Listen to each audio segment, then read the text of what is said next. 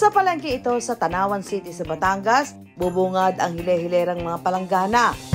Pero hindi labahin ang laman nito kundi tumpok-tumpok at sari-saring laman loob ng baka.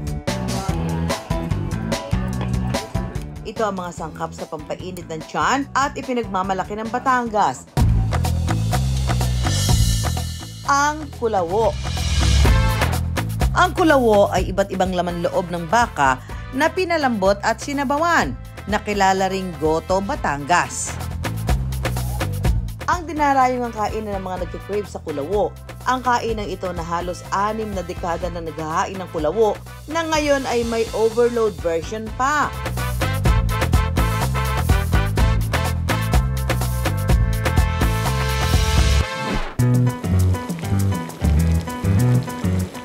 Para siguradong hindi bitin sa sarap, naghahain ng overload kulawo ang kainang ito ng 69 anyos na si Nanay Vina.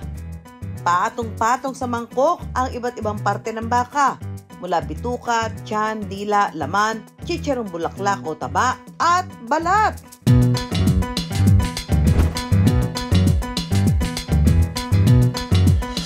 Saka ito bubuhusan ng mainit na sabaw. Oh, wow!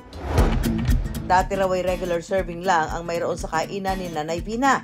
Pero dahil sa suhestyon ng kanyang suki, nag-offer na rin sila ng overload kulawo. Yun, nag-click yun. Mas maano ngayon ang overload. Mas gusto nila. Mas malaki nga kita namin na mag-overload.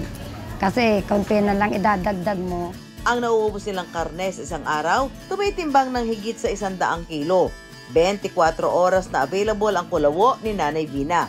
Walang tigil ang pasok ng customer, kaya wala rin tigil ang kanilang pagluluto.